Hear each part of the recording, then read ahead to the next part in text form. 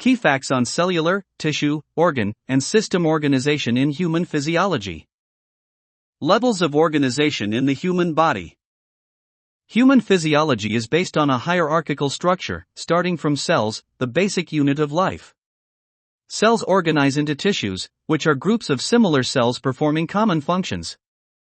Multiple tissues combine to form organs, each with distinct functions, and organs interact within organ systems that regulate the body's internal environment, a process known as homeostasis.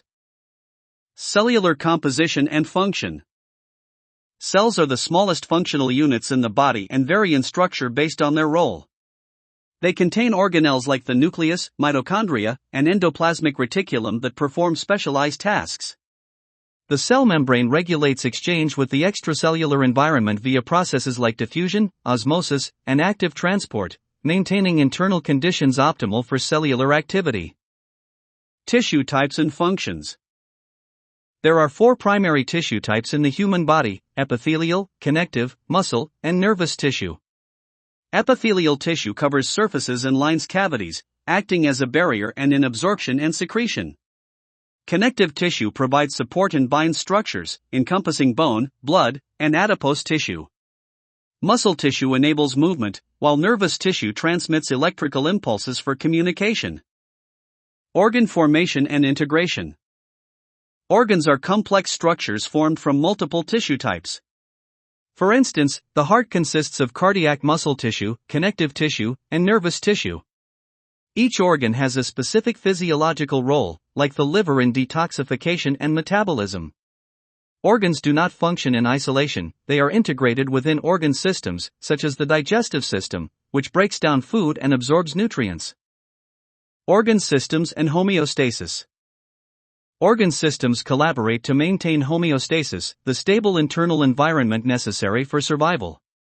For example, the endocrine system regulates bodily functions through hormone secretion, while the nervous system controls and coordinates rapid responses to stimuli.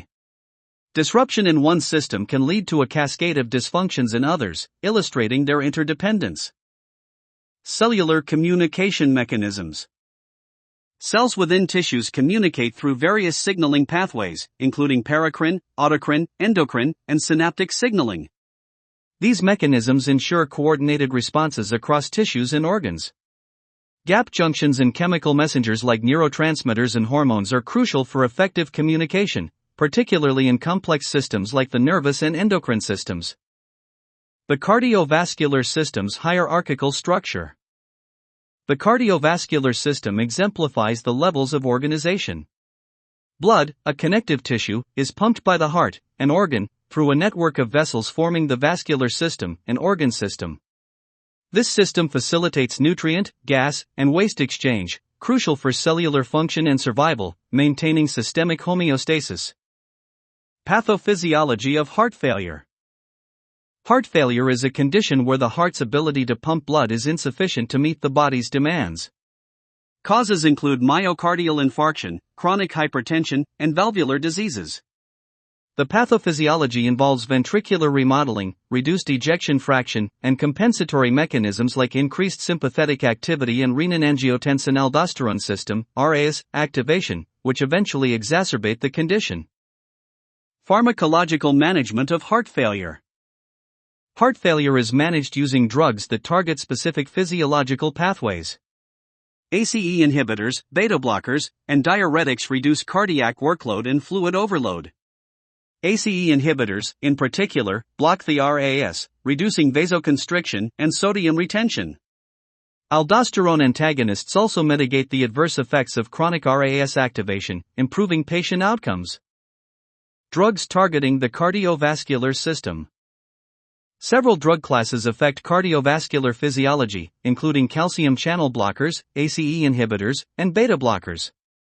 These drugs manage conditions like hypertension, angina, and arrhythmias by modulating heart rate, vascular tone, and contractility. For heart failure, beta blockers reduce myocardial oxygen demand and counteract sympathetic overactivity, slowing disease progression and improving survival. Thanks for watching. If you found this video helpful, don't forget to give it a thumbs up and share it with others. Subscribe to this channel and hit the notification bell so you never miss an update in the series that we are doing. For more learning resources, check the description below. See you in the next video.